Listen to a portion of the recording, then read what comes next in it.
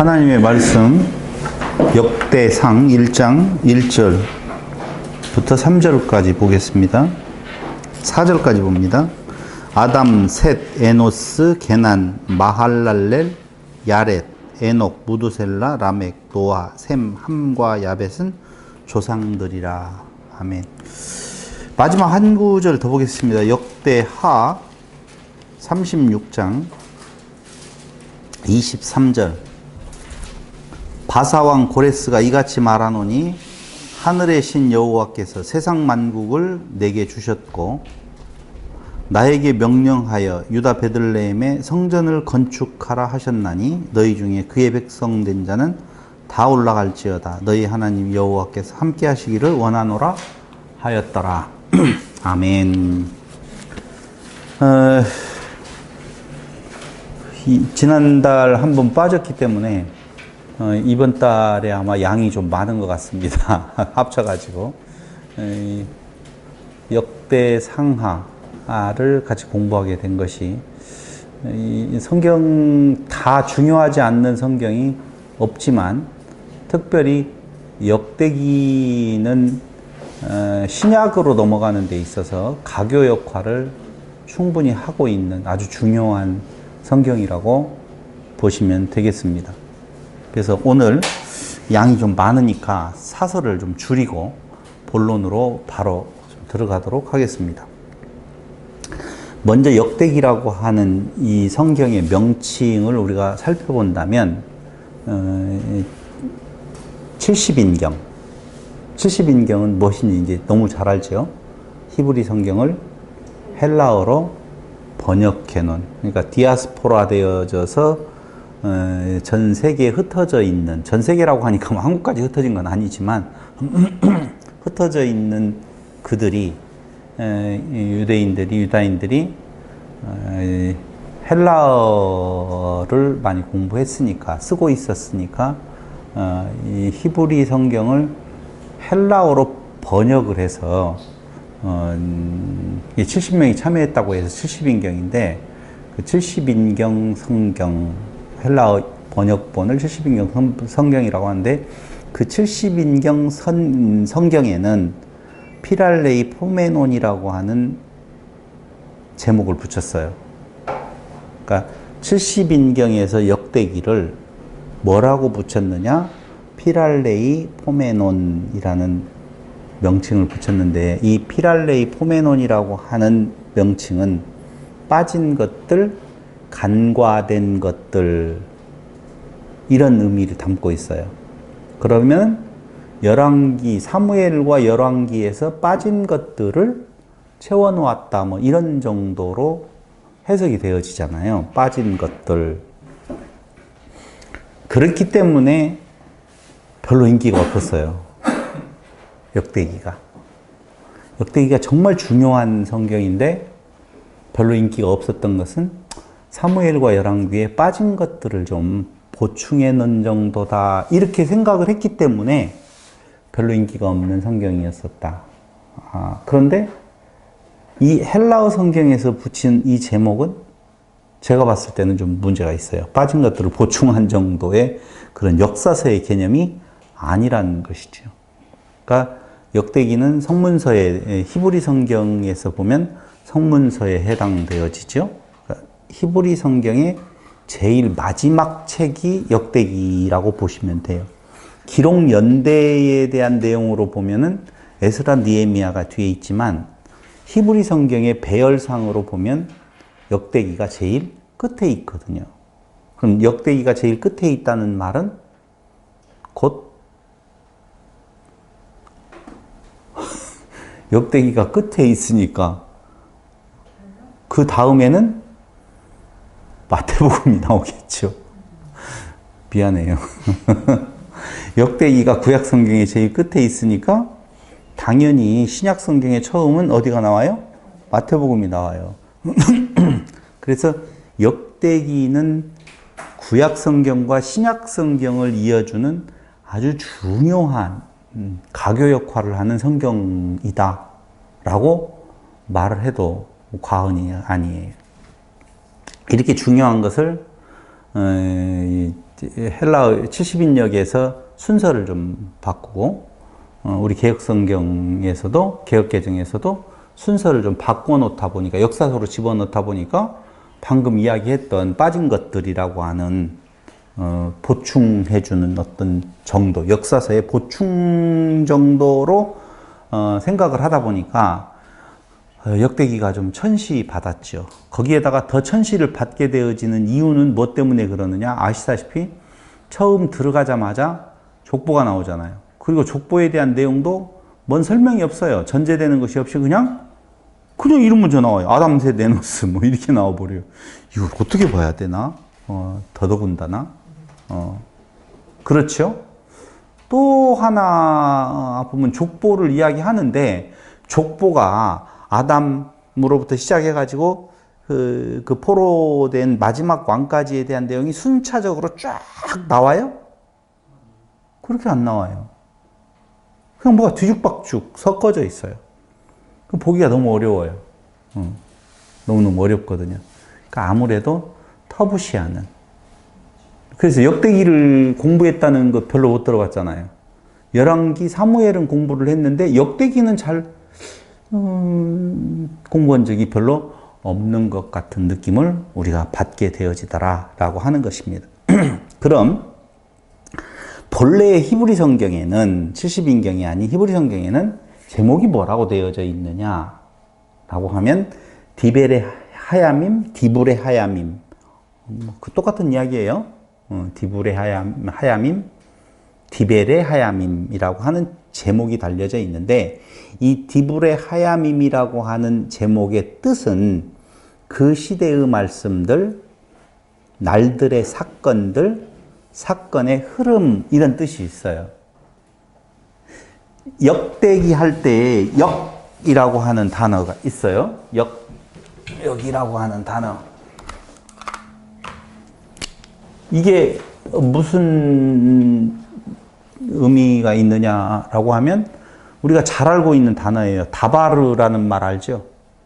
다바르, 말, 일, 사건 이런 걸 다바르라고 하는데 이걸 이제 본문에서는 디브레라고 발음을 하죠. 여기라고 하는 말이 다바르예요. 다바르. 히브리 말로 다바르. 이게 말, 아까 이야기한 사건, 일, 뭐 이런 뜻이 있거든요. 대라고 하는 말은 염, 알죠? 날들 할 때 염이라는 말이거든요. 날, 낮, 하루 뭐 이런 뜻이에요. 그럼 역대라고 하는 것이 말, 사건, 일, 날, 낮, 하루 이걸 지금 다바르라고 하는 말과 욤이라고 하는 말을 합쳐놓으면 어떤 뜻이 방금 이야기했던 디불의 하야밈이라고 하는 단어로서 빠진 것들 아니 그 시대의 말씀들 날들의 사건들이라는 뜻이 있거든요. 사건의 흐름이라는 뜻이 있어요. 근데 보통 이 디불의 하야밈이라고 하는 단어가 나올 때는 역대가 나오면 꼭 붙는 단어가 있어요. 관용구적으로 쓰이는데 처음부터 이렇게 잠 오는 식으로 이야기하면 안 되는데 그래도 하여튼 중요하니까 할 거예요. 역대 하면은 꼭 뒤에다 붙이는 단어가 있어요. 그게 뭐죠? 지략. 그렇죠. 역대, 지략. 나는 또 역대 기가 있죠. 뭐 이렇게 나올 줄 알고 놀래려고 했었는데 그래서 역대 지략이라고 하는 단어가 관용구 같이 붙어요. 디불의 하야밈에는 꼭 뭐가 붙는다? 지략이라고 하는 단어가 붙는다. 이렇게 보시면 돼요. 세페르라고 하는 단어거든요. 뒤로 가니까 세페르 디벨의 하야밈, 디불의 하야밈, 디벨의 하야밈, 디불의 하야밈, 세페르 디불의 하야밈 이렇게 지금 관용구적으로 붙는다고 그랬어요. 역대 지략이라고. 그러면 역대 지략이라고 하는 말, 이 지략은 도대체 무슨 뜻을 가지고 있느냐? 문서, 기록, 책이라는 뜻이 있거든요. 문서, 기록, 책.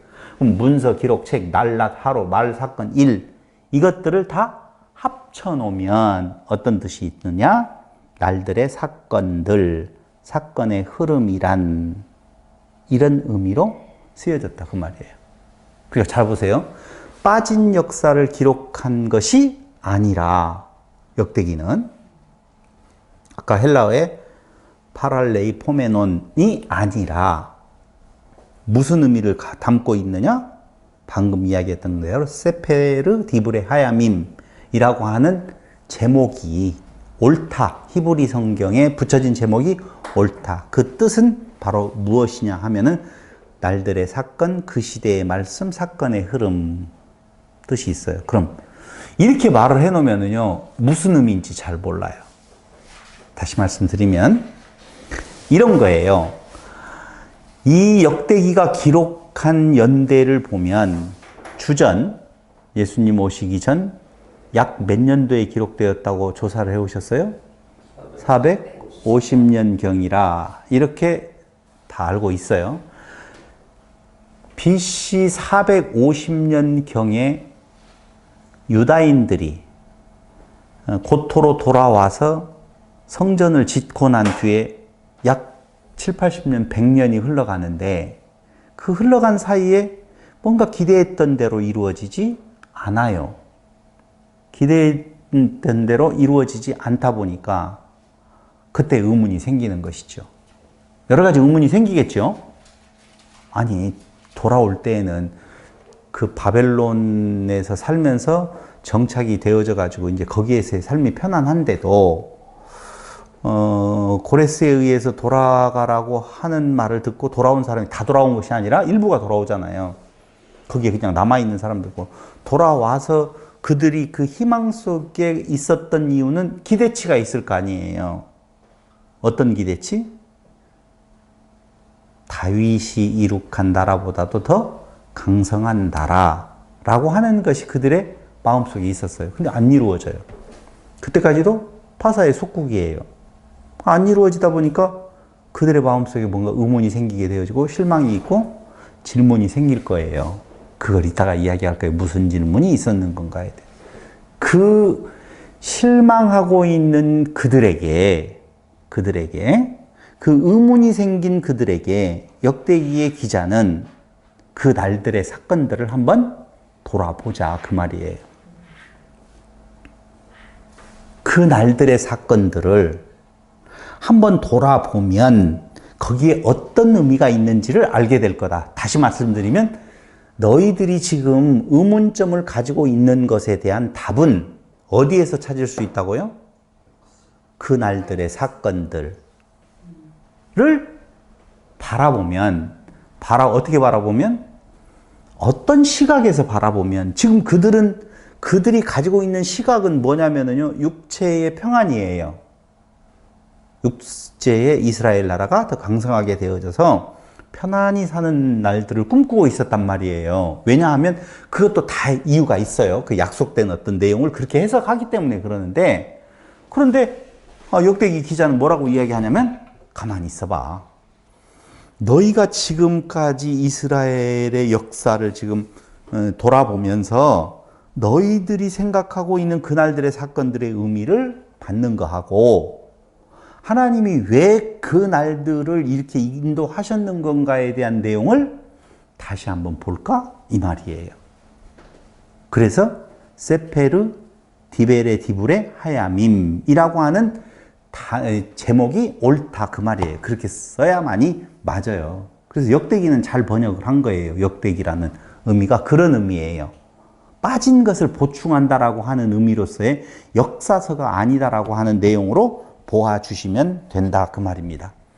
그래서 항상 성경에 보면요 신명기 32장 7절, 열왕기 14장 19절, 15장 7절, 23절 에스더 이런 내용들이 다 나오는데 에스더서 6장 1절에 나오는 것은 역대라는 말이 나오는데 여기에 보면 다바르, 일기, 세페르라고 하는 에스더서에서도 6장 1절도 방금 이 이야기에 이 단어를 그대로 써요. 근데 역대라고 하는 단어가 나오는 것 또 하나는 이사야서 58장 12절에 나와 있는 역대는 이 단어를 안 쓰고 도르라고 하는 단어를 쓰는데, 시대, 세대, 거주지를 쓰는데 좀 다르다 그 말입니다. 그러니까 성경에서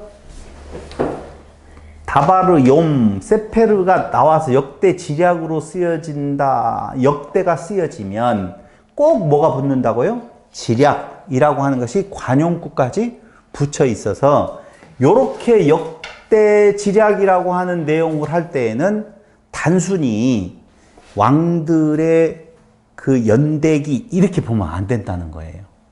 그럼 뭘로 봐야 된다고요?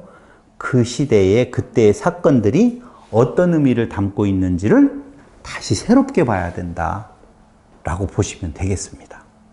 이해됐죠? 그럼 이제 지금부터 역대기를 이제 들어가면 어떻게 해야 돼요? 새롭게 봐야 돼요. 새로운 역사로 봐야 된다라고 생각하시면 돼요. 라틴어 성경을 번역한 초대교부 제롬이라고 하는 인물이 있어요. 히에로니무스라고 하는 사람인데요. 이 라틴어 성경을 번역한 성경을 벌게잇 역이라고 이야기를 해요. 그런데 이 벌게잇 역을 만든 바로 제롬이라고 하는 사람은 흐르므 사건드르 책, 즉 역대기라고 하였어요. 이 사람이 흐르므 사건드르 책, 역대기가 그런 의미라고요. 그래서 거룩한 역사 전반에 걸친 연대기, 크로니콘이라는 단어를 쓰거든요. 그러니까 이스라엘의 역사는 일반 역사하고는 달리 거룩한 역사다, 이렇게 이야기를 하고 있는 거예요. 그건 어떻게 해석되어지느냐에 따라서 분명히 다른 해석이 가능하다라고 하는 거예요. 그러니까 이스라엘 역사는 그냥 일반 역사의 왕들의 연대기로 보면 안 된다는 것이죠. 자, 보세요. 영어 성경에 나오는 거, 이거 다 빼버릴게요, 이제. 한번, 여기 본론에 들어가기 전에 한번 물어볼게요. 역대기는 언제 쓰여졌느냐? BC 450년경에 쓰여졌다. 역대기에 나오는 사건은 언제적 사건이죠? 태초부터, 아담부터 언제까지?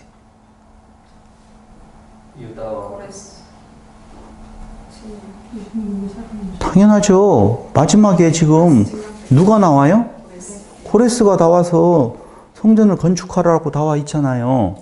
그러니까 아담부터 시작해서 고레스의 측년까지가 나오는데, 지키는 이때가 지금 몇 년인가를 놓고 봐야 되죠? 여기 400 몇 년도에? 50년도에. 그러니까 요 기간의 텀이 지금 있어요, 없어요? 있어요. 독자는 누구예요?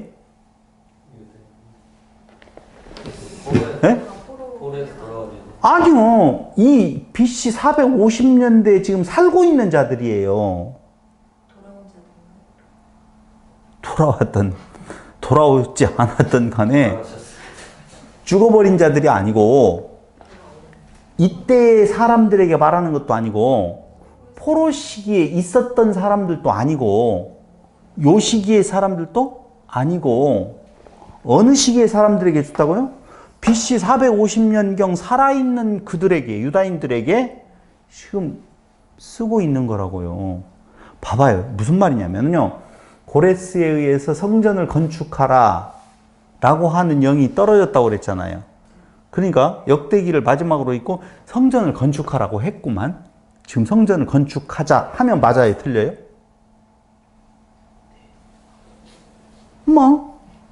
왜 대답을 못하고요? 아니, 450년 BC, 예수님 오시기 전 450년에 이때의 역사를 소재로 썼어요. 소재로 썼다고요. 그러니까 야, 그때의 사건들을 한번 우리 돌아가서 볼까? 라고 말을 할 때에는 이때 고레스가 성전을 건축하라라고 하는 명령을 했었잖아. 다 같이 했었잖아. 했었잖아. 그렇죠? 그러니까 우리는 성전을 건축해야 돼 하면 맞아요? 틀려요? 예? 틀리지요, 당연히. 이미 성전 건축은 하라고 한 여기에서 이루어졌다니까요, 이미. 여기에서 이루어졌어요. 그런데 성경은 뭐라고 여기까지의 사건만 이야기를 하거든요. 성전을 건축하라. 라고 지금 450년의 이 사건까지를 지금 그때의 사건들로 보는 거예요. 그러니까 성전을 건축하라라고 하는 말을 그랬으니까 우리가 성경을 읽고 성전을 건축해야 돼. 그럼 맞다고요? 틀리다고요? 말도 안 되는 얘기. 성전을 건축하라는 것에 의해서 성전은 이미 건축되어졌고 이 건축되어진 내용은 나와요? 안 나와요? 역대기에? 안 나와요. 성전이 건축되어진 내용은 역대기에는 안 나온다고요. 왜냐하면 여기까지만 나온다고요.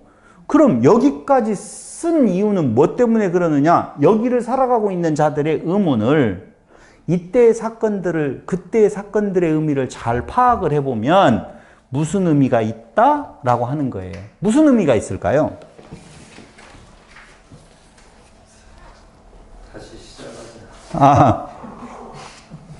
무슨 의미가 있냐면 잘 들어보세요. 재밌어요. 이 칙령이 있고 난 뒤에 여기 450년까지를 살았던 사람들이 지금 무엇에 빠져 있다고요? 시르, 실망, 불평, 원망 여기에 빠져 있잖아요. 그렇죠? 그렇잖아요. 무엇을 하면서 이때 시간을 지내느냐? 고레스의 칙령에 의해서 와서 성전을 지으면서 지금 성전을 짓고 난 뒤에의 삶을 살아가고 있으면서 지금 실망 속에 빠져 있단 말이에요. 뭐 우리 성전이 뭐요 이거 도대체? 왜 회복은 안 되는 거야? 초라해요? 아니면 화려해요 성전이? 초라해요. 솔로몬 성전에 비하면. 훨씬 더 화려한 성전도 필요하고 어떻게 하면? 다윗과 같은 왕이 와서 뭔가 일을 좀 내야죠. 싹 붙고 리모델링 다시 하면서 막 그러니까 헤롯을 좋아한 거죠. 헤롯이 리모델링 했잖아요. 몇 배 크기로. 막 이런 정도의 것을 기대하고 있었는데 지나가는 날 동안에는 좋아해서 왔는데 지금 으쌰으쌰하고 지금 신나서 왔는데 계속 속국이네. 뭐 볼 것이 별로 없네. 라고 그러고 있단 말이에요. 그때 그들의 그 실망을 역대기의 기자는 아니야 그 말이에요. 아니야. 너희들이 그 기대하고 있는 것은 지금 잘못 해석한 거야 그 말이에요. 오케이? 이들이 이야기하는 것은 다윗 언약에 대한 내용이 굉장히 커요. 이 사건 안에 고레스 부부에 대한 내용에 있어서의 요 전에 이미 다윗 언약이 있잖아요. 사무엘에서 있었으니까. 그러니까 그때 사무엘기에 나타나 있는 다윗에게 해준 언약 이들이 기억하고 있다는 거예요. 근데 아니네. 성전이 그거 아니다 그 말이에요. 다시 이야기하면 돌아와서 그들이 지금 지었던 그 성전 다윗에게 해준 다윗이 성전을 짓겠다라고 하고 아니야 너는 안 돼. 너의 누가 후손이 그 일을 하게 될 거야 라고 하니까 그 후손을 누구로 봤어요? 솔로몬으로 지금 봤잖아요. 솔로몬이 지었잖아요. 그 솔로몬 성전 지었지 않습니까? 그러니까 그 성전 아니야 지금 그 말이에요. 그 성전 아니다? 지금 그 말을 하고 잘 봐봐. 이때까지의 사건들을 잘 보면 그 다윗에게 말했던 솔로몬에게 이야기했던 그 성전 아니야 그 말이에요. 성전은 누가 졌어요? 뭐 하나님이 졌다고 그렇게 말하지 마세요. 누가 졌어요? 솔로몬이 졌잖아요. 그렇죠?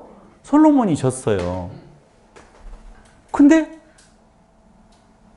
그리고 그 다윗에게 해주었던 왕권의 영원한 왕권 이야기 하잖아요. 그럼 그게 맞다면은 솔로몬 이후에 왕권이 영원히 계속됐어야 되잖아요. 이제 그것 마지막으로 이야기할 거예요. 이제 그것도 아니고 성전도 별 볼 일 없고.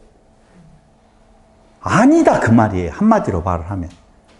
그러니까 역대기는 다른 말로 이야기하면 아니야. 이런 소제목을 붙여도 돼요. 다 같이 시작. 아니야. 너희 잘못 알고 있어 지금. 그러니까 너희에게 지금 내가 해주고 싶은 말은 돌아와서 지금 우리 눈앞에 지어져 있는 고 솔로몬 성전 앞에서 지금 자 이제 하나님 빨리 약속해 놓은 거 내놓으세요가 아니라 그 약속은 무엇이다? 요 뒤에 있다 그 말이에요. 이 뒤에 있어 지금 그 말이에요. 그러니까 성전을 건축하라 하는 요 마지막으로 끝내면 여기에서 성전을 건축해야 돼 이것도 안 맞잖아요. 이미 성전을 건축했고 또 이때 또 다른 무슨 성전을 건축하라는 것도 아니고 그럼 성전을 건축하라 이 말은 의미는 약속이에요. 내가 성전을 건축하겠다. 그래서 내가 먼저 너를 위해서 집을 짓고 그러거든요. 너에게서 날짜를 위하여 내가 먼저 그를 위하여 집을 짓고 그는 나를 위하여 집을 짓는다고 그러거든요. 어디서요? 성경에서 역대기에서. 아니 사무엘서에 나와 있던 내용을 역대기가 그렇게 이야기를 해요. 역대 상 17장인가요? 맞나? 7장인가? 헷갈리네. 아니지. 아니 나와요. 하여튼 역대상 17장. 17장. 23. 봐봐요. 10절 보세요. 전에 내가 사사에게 명령하여 내 백성 이스라엘 다스리던 때와 같지 아니하게 하고 또 네 모든 대적에게 내게 복종하라 하리라. 또 내가 내게 이르리니 여호와가 너를 위하여 한 왕조를 세우자. 이 왕조 있죠? 이 왕조라고 하는 말이 집이에요. 성전이라는 말이라고요. 바이트로 돼 있나요? 네. 똑같아요. 그는 나를 위하여 집을 건축할 것이 12절에 나오죠? 내가 먼저 그 왕조, 그 집을 짓고 그는 나를 위하여서 집을 지어주겠다는 말이에요. 이제 딱 오죠? 뭔 말인지. 그 왕조라고 하니까 솔로몬 왕조 뭐 이렇게 이야기 생각을 하고 그는 또 뭘 지어줘? 성전을 지어준다는 말로 아니에요. 집을 짓겠다는 말이에요.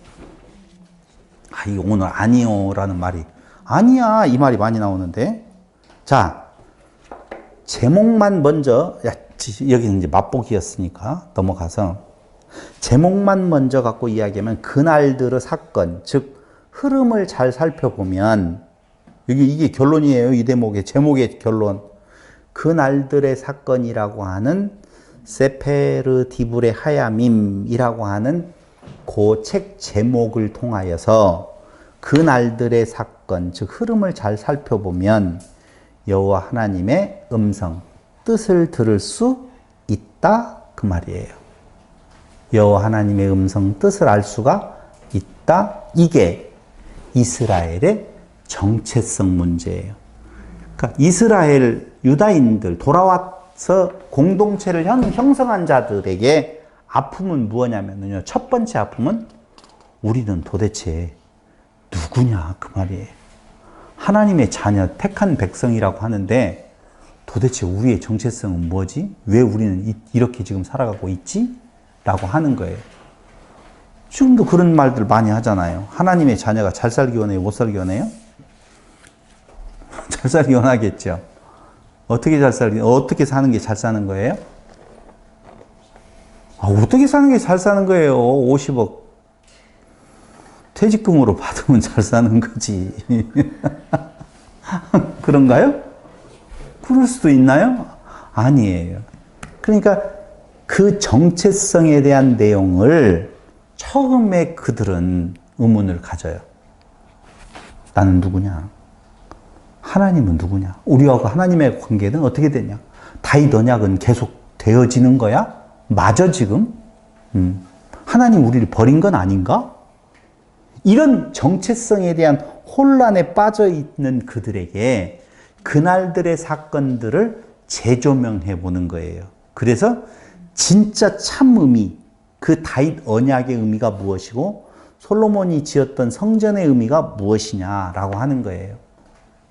성전은 누가 지었어요? 솔로몬이 지었다고 알고 있죠? 냉정하게 이야기하면은요, 다윗이 지은 거나 마찬가지예요. 솔로몬이 벽돌을 갖다 하나라도 쌓았겠어요? 누가 쌓았겠어요? 인부들이 했잖아요.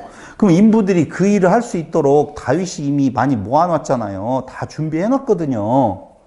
그럼 완성이 될 때의 시간이 솔로몬 때지, 실질적으로 진 것은 누가 진 거예요? 다윗이 진 거예요.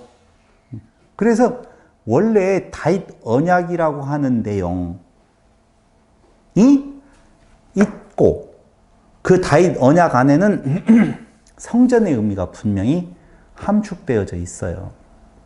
그런데 솔로몬 때에 성전이 완공이 되어지고 그 완공이 되어지는 그때에 하나님께서 그 성전을 향하여서 하신 말씀이 있어요. 그 말씀이 솔로몬 언약, 성전 언약이라고 저는 그렇게 지칭을 하고 있거든요. 이번에. 그러니까 정확하게 말하면 다윗 언약과 솔로몬 언약이라고 하는 의미인데, 그 솔로몬 언약은 무슨 언약이다? 성전 언약이다. 이렇게 보고 있어요. 그러니까 절대 솔로몬이 성전을 지었다. 야, 네 자식으로 하여금 네 자식이 너는 안 돼. 성전을 짓는 거. 성전을 다윗이 지어주겠다라고 하니까 안 된다고 하죠. 왜 안 된다고 해요? 네? 피를 많이 흘려가지고. 그렇구나. 때가 아니기 때문에. 그렇구나. 전만의 만만의 말씀이에요. 그게 아니고. 평강의 왕이 싶다. 네가 임마 무슨 나를 위해서 성전을 지어. 그 말이에요. 내가 성전 안에 갇힐 존재냐? 네가 나를 위해서 무슨 성전을 지어. 그럼 다 같이 시작. 확. 그러면은 솔로몬이 지었잖아요. 그렇죠? 그럼 뭐야? 다윗은 안 되고 솔로몬은 왜 돼? 자, 여러분들 답을 말해봐요. 다윗이 하나님 내가 성전을 지어드릴게요. 까불고 있어요. 확 그냥. 근데 솔로몬은 아이고 좋다. 네가 나를 위해 지어줘라. 말이 돼요? 안 돼요? 안 되잖아요. 안 되니까 거기다 붙이는 것이 뭐 지은 성전은 있고 여기는 안 된다라고 이야기한 거니까 이거 피 때문에 안 된다라고 하는 어떤 구절을 가지고 맞춰놓고 여기는 성전을 지었다라고 하니까 이거 어떻게 되지? 이게 헷갈리잖아요. 그러니까 이제 안 되는 이유를 갖다 붙여놓고 그 다음에 솔로몬에게 이렇게 지게 만들 이렇게 이제 해석을 하는데 천만에 만만해. 다 같이 내가 하나님의 거할 집을 지어줄게요. 까불고 있어. 그 말은 솔로몬이 내가 지어줄게요. 그러면 너는 괜찮다. 말이 맞아요? 안 맞지요? 그럼 다 같이 두 사람이 있어요. 내가 지금 다윗, 여기는 솔로몬이에요. 내가 성전 지어줄게요. 까불고 있어. 시작. 아니, 성전 지어줄게요. 이제 두 번째 해야죠. 이제 솔로몬이라고 했잖아요. 시작. 다 같이 시작. 까불고 똑같이 까불고 있어야 돼요. 맞아요. 똑같이 까불고 있어야 돼요. 그럼 성전을 지어주고 지어주금을 받는다라고 하는 말은 그 성전이 아니라는 말이에요. 그럼 무슨 성전이에요? 그렇지, 예수 성전이에요. 그 말이에요. 매달 하나씩 히트를 쳐요. 아주. 그 성전이라고요. 그래서 신약에 와서 뭐라고 해요? 성전을 헐어라 그 말이에요. 성전을 내가 다시 짓겠다 그러잖아. 그래야지 맞잖아요. 그래야지 맞죠. 그러니까 그 성전 아니에요. 근데 그 성전을 짓게 만들어 놓고 모형으로 만들어 놓고 거기에다가 언약을 하나 줘요. 그 6개의 힘으로 지은 그 성전을 가지고 진짜 성전을 설명을 해요. 성전은 어떤 곳이에요? 기도하는 곳. 기도하는 거 좋았어요. 또요. 지성소 지성소 안에 법계 어쩌고 저쩌고 하고 막 다 필요 없어요. 그런 설명 다 필요 없고 그렇지 거기 나오잖아요. 성경에 네가 이 성전에 나와서 죄를 빌면 겸비하여 낮아진다 그 말이거든요. 낮아지면 내가 용서해 줄게 그 말이에요. 그러면 그 앞에 나와서 겸비하여 용서가 되어지는 성전은 어떤 성전이에요? 예수 성전이잖아. 그 말이에요. 다 끝났어요. 이제. 그럼 뒤에 가서 열왕들의 이야기는 무슨 이야기예요? 오늘 벌써 끝나고 밥 먹으러 가야겠네. 열왕들의 이야기 나머지는 뭐예요? 다 같이 시작. 아니 그 말이 아니고 계본 앞에 나왔고 그건 뭐냐면 겸비하면이라고 하는 내용. 그래서 겸비한 것과 겸비하지 않을 때 어떤 상황이었는지 한번 보자 그 말이에요. 실질적으로. 그렇게 나와요. 르호보암 이야기가 많이 나오잖아요. 석장인가에 걸쳐서 나와요. 그 뭐예요? 르호보암이 좋은 놈이에요? 나쁜 놈이에요? 사무엘 아니 저쪽 열왕기 쪽에 가서는 나쁜 놈으로만 표현이 되어 있는데 역대기에서는 르호보암을 괜찮은 인간으로 봐요. 3년 동안 제법 한 일이 있어요. 단점을 싹 빼지. 싹 빼지는 않아요. 그러니까 떠날 때 하고 겸비하여 돌아올 때 하고를 같이 내요. 모든 왕들에게 대한 내용을 보면 봐라 내 약속대로 지금 이렇게 됐잖아. 주홍같이 어떻게 할지라도 붉을지라도 어떻게 하면 겸비하여 낮아지면. 그런데 결국은 어떻게 되어졌어요? 다 망했잖아. 왜요? 영원한 겸비가 안 되니까 그래요. 르호보암이 겸비한 자세를 취했어요. 근데 영원히 돼야 안 돼요? 뒤에 가서 다시 또 높아져 버리네? 안 돼요. 그럼 영원한 겸비는 어디에서 이루어져요? 그렇죠. 뭐 뻔하다니까. 다 예수 이야기하고 있다니까. 그러니까 영원한 겸비, 영원한 사죄예요. 그게 무엇을 약속하는 거예요? 아까 이야기했던 대로 솔로몬 언약, 성전 언약이라니까. 솔로몬 언약, 성전 언약. 그럼 솔로몬 언약, 성전 언약의 유효성은 어디에서 일어나는 건가? 다윗 언약에서 이루어지는 거예요. 너에게서 영원한 왕이 태어나게 하겠다라고 하는 내용이 어찌 그게 솔로몬이겠냐고. 영원하지도 않고 바로 그냥 문제가 생겨버리는데.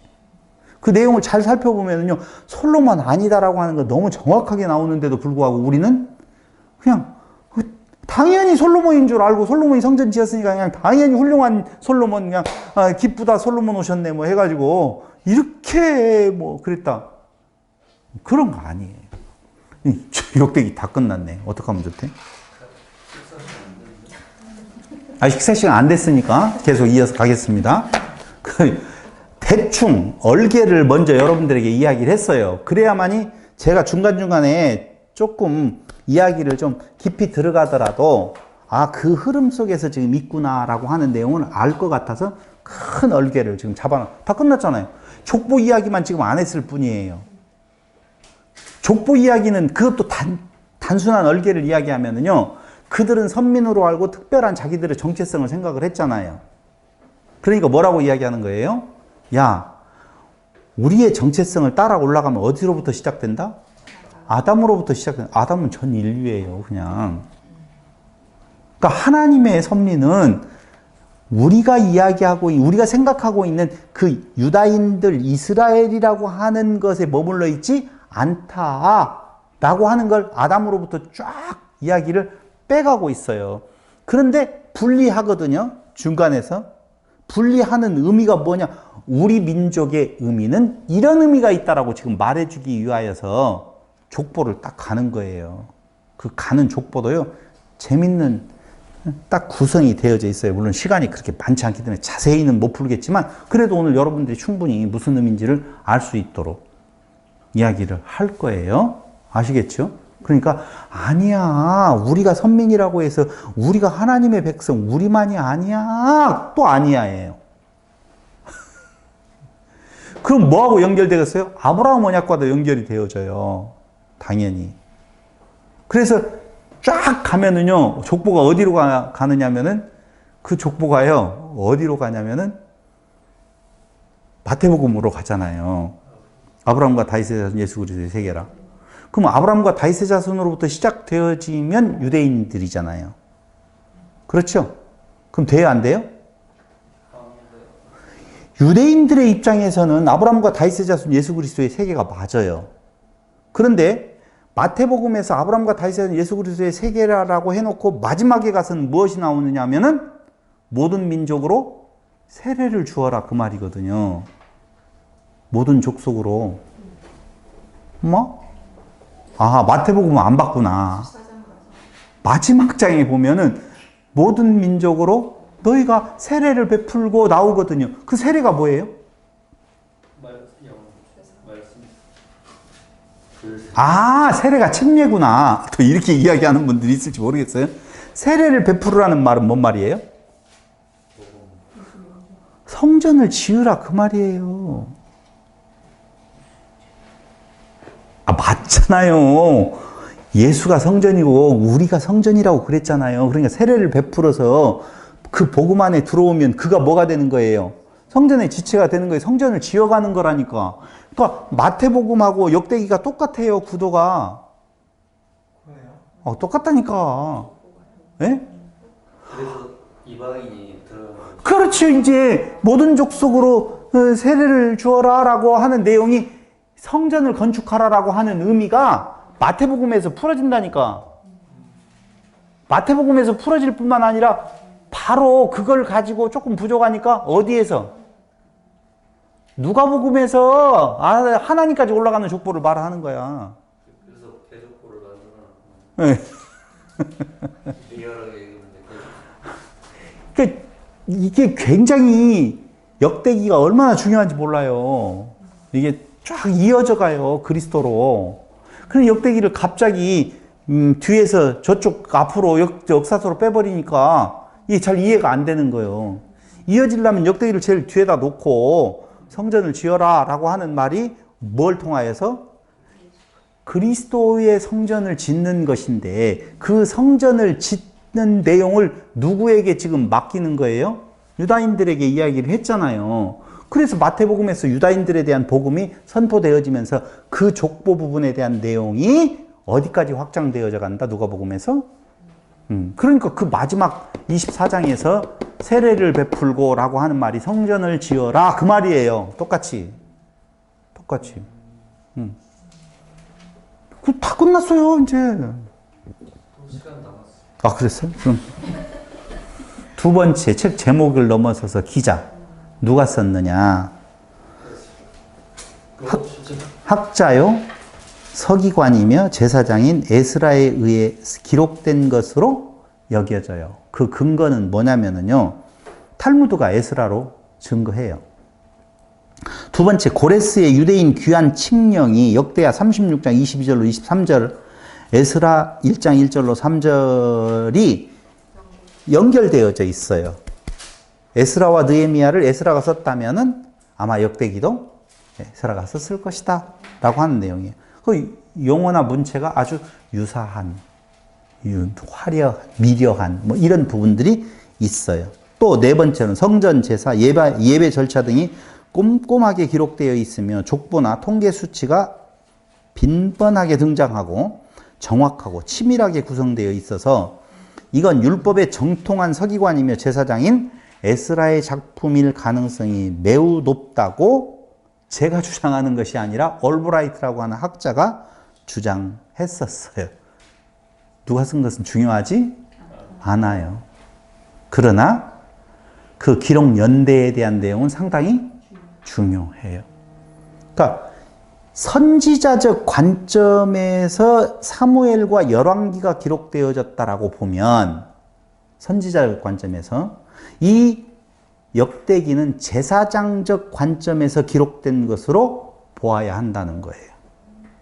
그래서 제사장적이라고 하는 내용은 선지자적이라고 하면 것은 이 왕들의 어떤 역사의 나열, 뭐 그것에서도 하나님의 메시지가 분명히 있지만 역대기는 좀 해석이 중요해요.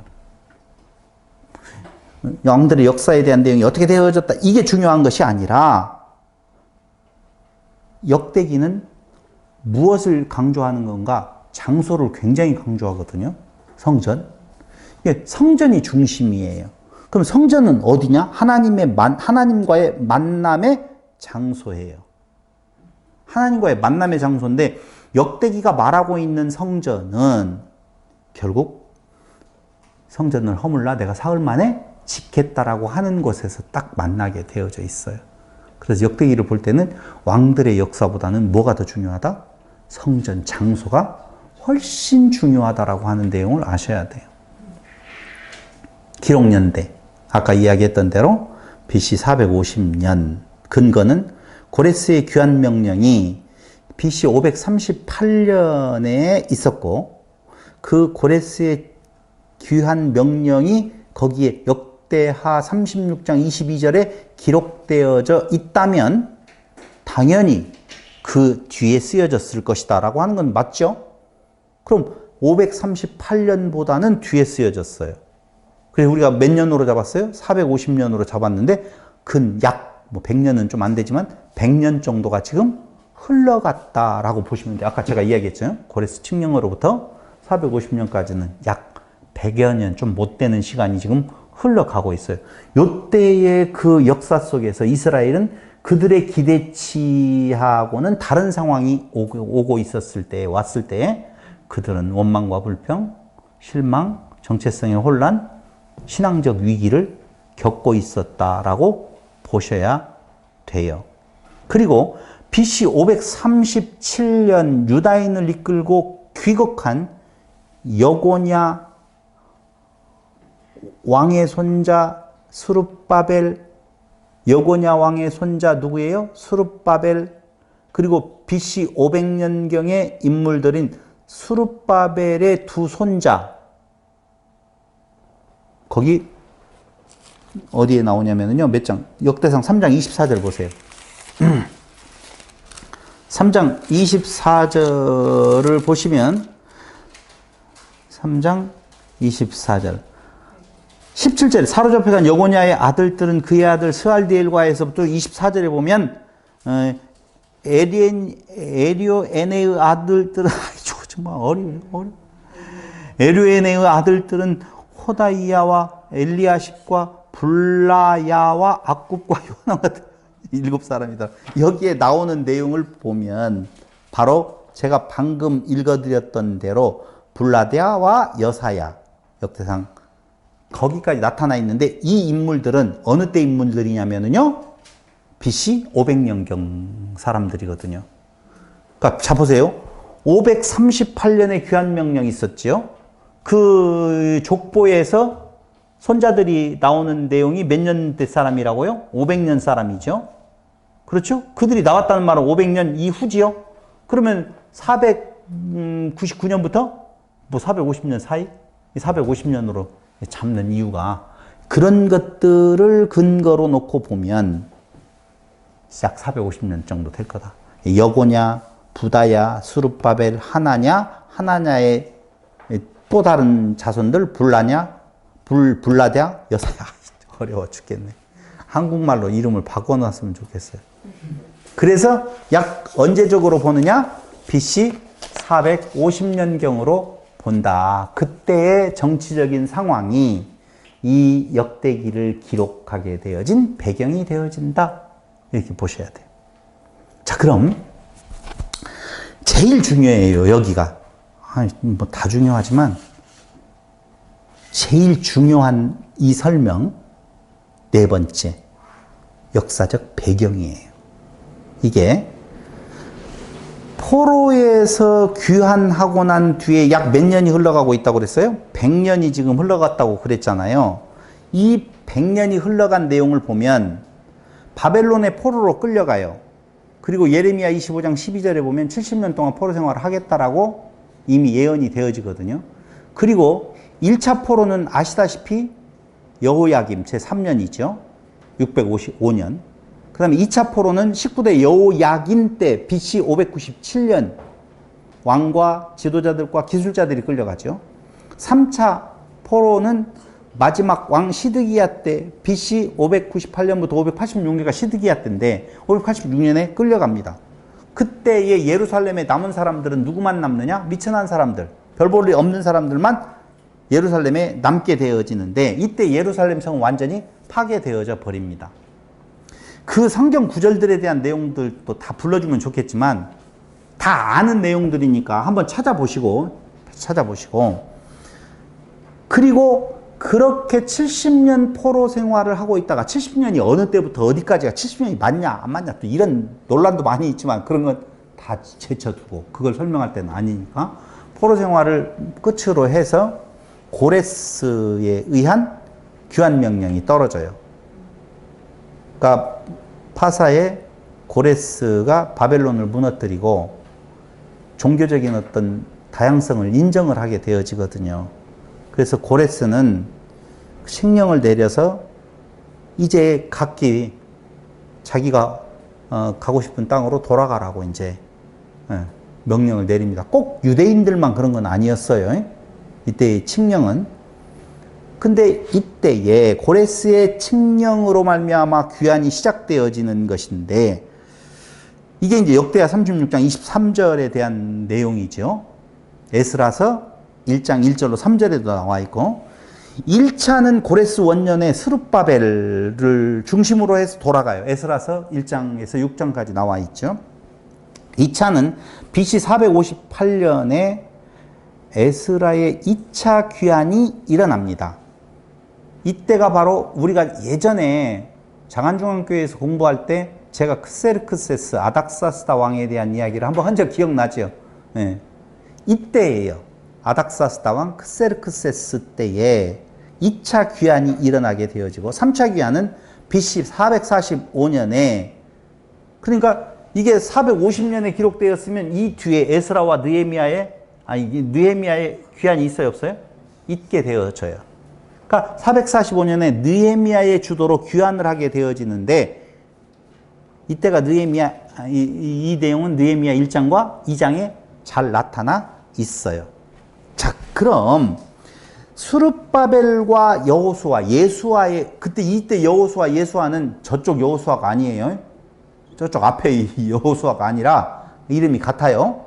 예수아, 여호수아에 의한 성전의 재건이 시작되어지고 그러니까 성전이 멸망당한 것은 BC 586년에 무너지고 난 뒤에 성전 재건이 시작되어지는데 BC 535년에 생전 재건이 시작되어지고 532년에 기초를 놓고 BC 516년에 완공이 이루어집니다. 돌아와서 왜 이게 중요하냐면요. 이스라엘 유다인들이 바벨론 포로에서 고레스의 칙령을 통하여서 귀환한 목적이 어디에 있느냐라고 하면 어디에 있다고요? 왜 귀환을 하게 되어지죠? 그 어려운 질문이 아니었는데. 아니에요. 그 말이 그렇게 조국이니까 돌아오는 것도 맞기는 맞아요. 성전을 재건하라라고 하는 것 때문에 돌아와요. 성전 건축자들의 공동체가 되어져요. 돌아온 자들은 성전 재건이 유일한 목적이었었어요. 제일 중요한 거예요. 거기로부터 시작되어지거든요. 이스라엘의 부흥운동은. 그래서 그 성전이 건축되어지면 여호와에 관한 제사가 회복되어지고 성전 건축의 목적이잖아요. 건물 성전이 목적이 아니잖아요. 제사 회복을 위해서 성전을 건축하는 거거든요. 이것은 모세의 율법과 다윗의 규례대로 성전의 건축이 시작되어집니다. 근데 이렇게 시작되어진 성전 재건에 대한 역사가 반대자들에 의해서 10여 년 동안 중단이 되어집니다. 10여 년 동안 중단되어져요. 그 과정을 잘 생각을 해보세요. 그런데 그때에 학개 선지자에 의해서 예언이 이루어집니다. 이게 중요해요. 학개 2장을 보세요. 여기 아주 중요합니다. 학개 2장.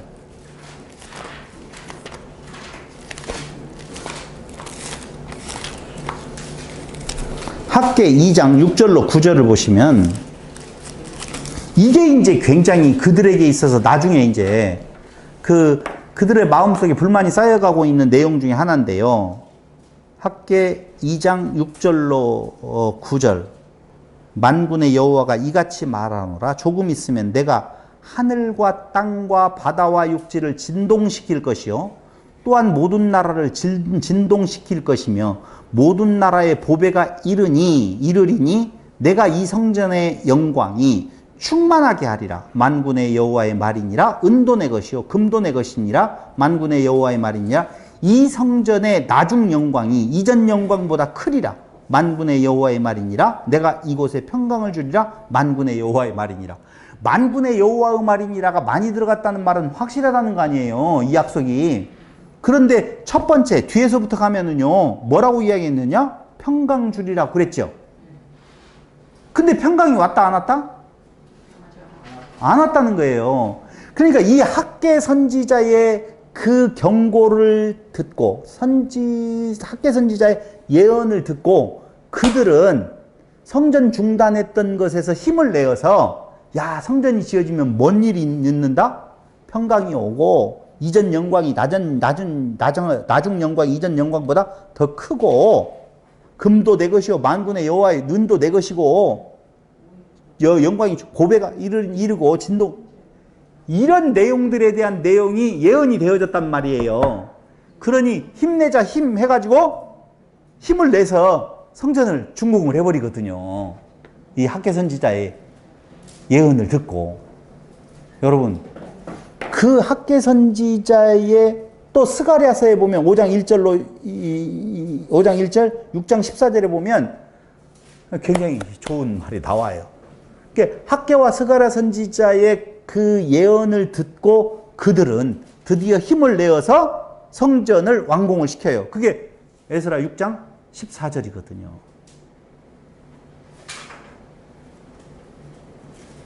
아, 에스라지요. 에스라. 스가랴가 아니라 미안해요. 에스라지요. 에스라. 그 에스라 6장 14절을 한번 보세요. 에스라.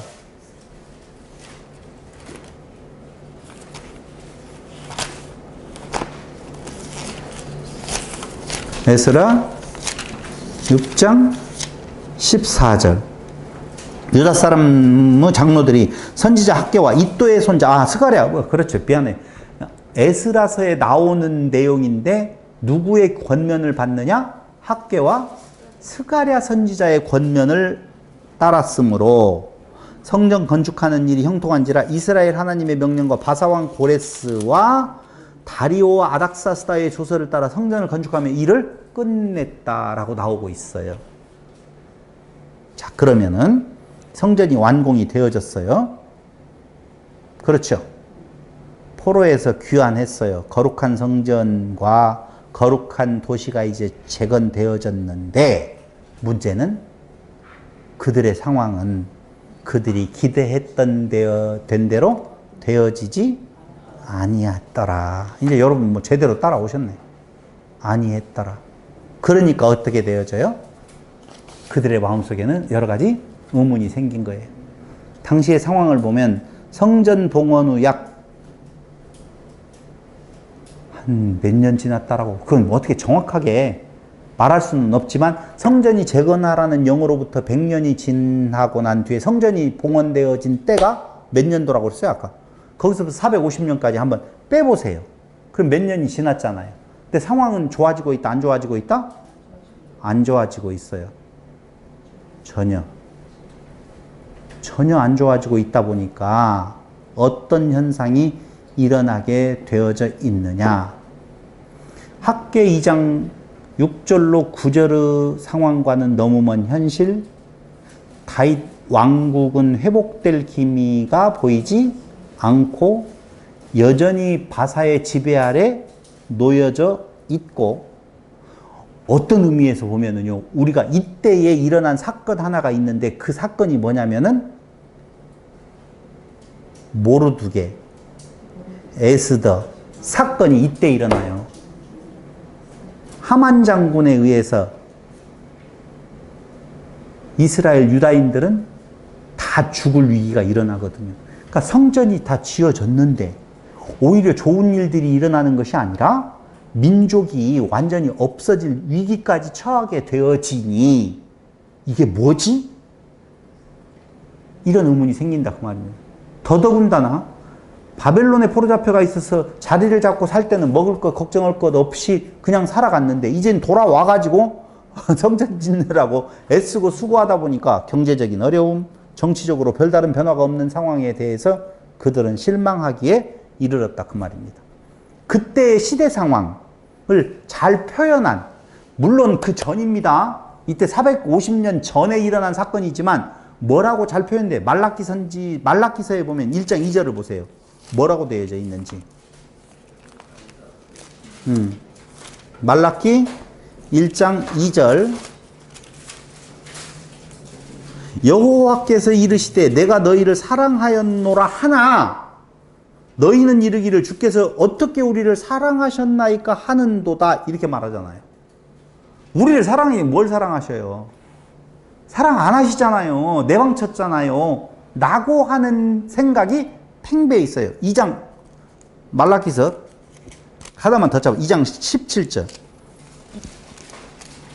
너희가 말로 하나님 여호와를 괴롭게 하고도 이르기를 우리가 어떻게 여호와를 괴롭혀 드렸나이까 하는도다. 이는 너희가 말하기를 모든 여호와를 괴롭게 했는데 우리가 그렇게 안 했는데요. 아니다. 이게 괴롭게 한 거다. 너희가 말하기를 모든 악을 행하는 자는 여호와의 눈에 좋게 보이며 그에게 기쁨이 된다 하며 또 말하기를 정의의 하나님이 어디 계시냐 함이니라. 이런 거나 똑같아요. 현대인들을 살아가는 우리들의 마음속에 하나님이 계신다면 이럴 수가 있을까? 이런 거나 똑같아요. 진짜 하나님이 우리를 택한 백성으로 삼아서 우리가 하나님의 백성이라고 보면 하나님이 우리를 사랑하기 뭘 사랑했냐? 하나님이 우리를 사랑하시다면 이렇게 이 상태로 되도록 놔뒀겠느냐? 라고 하는 말을 하더라 그 말입니다. 그때 그 전시대 상황이지만 바로 앞에 있는 상황이지만 말라기 선지자가 쓰여질 당시에 대한 내용으로 보면 이어지고 있어요. 더 심화되고 있으면 심화되지 더 나아지지는 않더라라고 하는 내용입니다. 이걸 정리해서 이게 이제 오늘의 키포인트예요. 이거에 대한 답이 지금 역대기의 전체의 내용이라고 보시면 돼요. 정리해서 말씀을 드릴게요. 유대인들의 의문점, 우리의 정체성은 우리는 여전히 하나님의 선택받은 백성인가? 라고 하는 생각이 들어 있었어요. 두 번째, 성전이 재건되은 다윗에게 하신 언약은 아직도 유효한가? 그 다윗에게 하신 언약이 사무엘하 7장 11절로 16절이지요.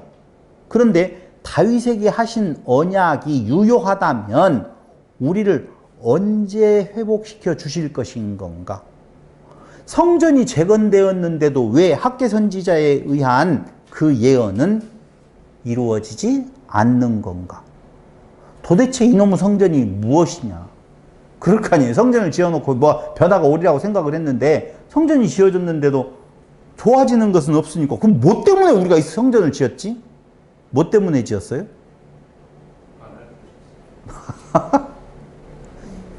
성전을 지으라고 한 본 뜻이 있고 그런데 그 성전을 그 성전으로 생각하지 아니하고 성전을 지금 졌잖아요. 당연히 고레스는 가서 성전을 지으라고 할 때 예수를 생각하고 그랬겠어요? 물론 여기에는 고레스라고 하는 것을 누구라고 표현하고 있어요? 기름 부음자 메시아로 표현을 하고 있어요. 거기에도 의미가 있기는 있어요. 근데 우선 거둬 놔두고. 그러면 그때 고레스가 가서 그가 육적인 개념으로 성전을 건축하라라고 이야기할 때 그들은 당연히 가서 육적인 성전의 의미를 건축해야 돼요. 할 의미가 있고. 근데 그 의미가 진짜 성전이 아니다. 그건 모형이다라고 하는 의미로 알아야 되는데, 약속으로 알아야 되는데, 그걸 그 성전으로 알고, 참성전으로 알고, 다시 말씀드리면 다윗 언약과 솔로몬 언약이라고 하는 내용을 진짜로 그 성전으로 알고 지었는데 아무 일이 안 일어나니까 도대체 저놈의 성전은 뭐예요? 애물단지가 됐어 이제. 확 부서. 왜? 뭐가 달라질 줄 알았는데 안 달라지니까 괜히 거기에다 돈 내서 우리 물질 다 갖다가 다 세워놨네. 저게 애물단지가 되어지는 거라 이거죠. 성전의 의미는 도대체 무엇인가? 마지막으로 네 번째 의문점. 다 같이 시작. 왜 우리의 원하는 대로 안 되는 거야? 어떻게 해야 하지? 라고 하는 의문점에 쌓여 있었다. 그 말입니다. 주전 450년 시리에 빠져 있는 유다인들에게 실망과 시리에 빠져 있는 유다인들을 대상으로 그들을 수신자로 해서 방금 이야기했던 한 네 가지 정도의 의문점에 답을 주는 것이 역대기인데 그 답을 주는 것에서 단순한 답을 주는 것이 아니라 그게 바로 메시아를 언약하는, 예언하는 하나님의 약속이다. 그 말입니다. 뭐가? 역대기가. 잠깐 쉬었다가 두 번째 시간 들어가도록 하겠습니다. 네.